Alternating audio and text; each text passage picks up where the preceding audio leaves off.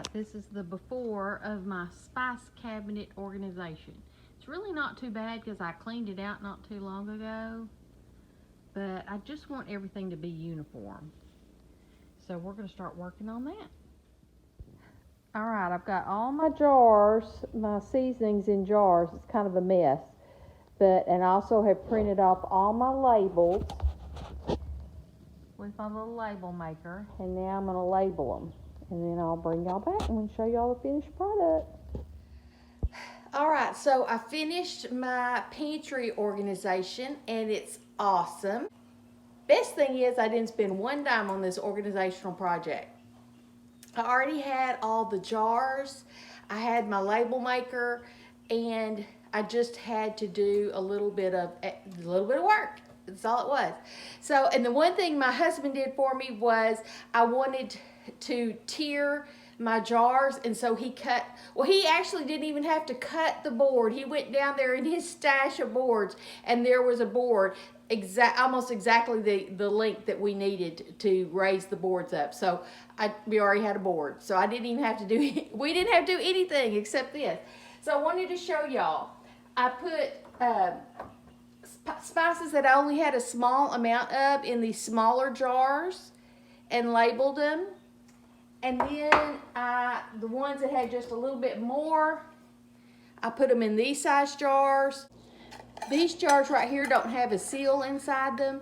So see how that doesn't have any kind of seal or anything? So I used some of my older canning lids. I reused my older canning lids that I saved, and I put that in there.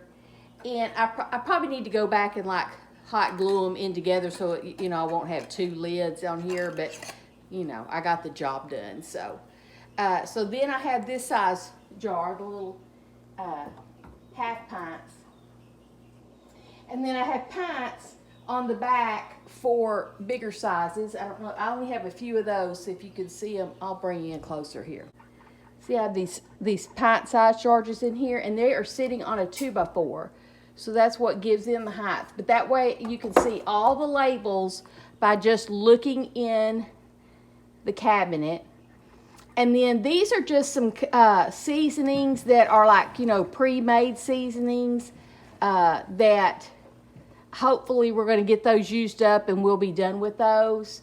And then this is all my baking seasonings, like, nutmeg, cloves, cinnamon, ginger, baking soda, cocoa, that kind. So all that's on that side.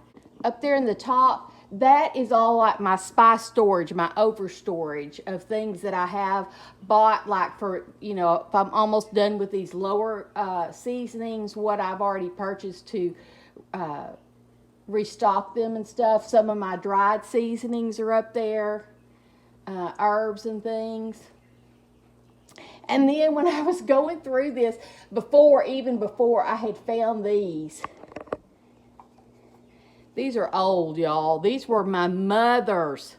It actually says on the bottom, I don't know if you can see it, 12 of 77.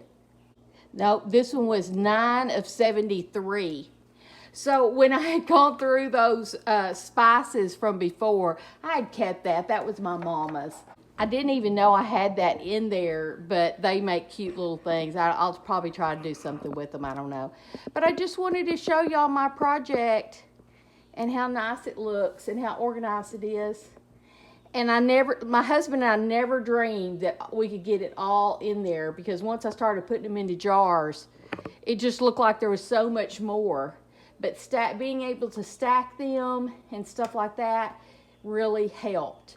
And there's some things in here that's kind of doubled, like I have sage here, but I also have poultry seasoning. So I'm going to try to make my own poultry seasoning and do away with just having my sage. And then there's some things like basil. I have 2 or 3 different basils just because they're different years of my own homemade basil. So I want to use up the other one first before I go into the next year's basil and stuff like that. So once I do some of that, I'll get rid of some of these jars and kind of pare down a lot of that. I'm just real happy with it. I hope this inspires somebody else to do their pantry as well. Thanks for visiting with me. I'll talk to y'all later. Bye-bye.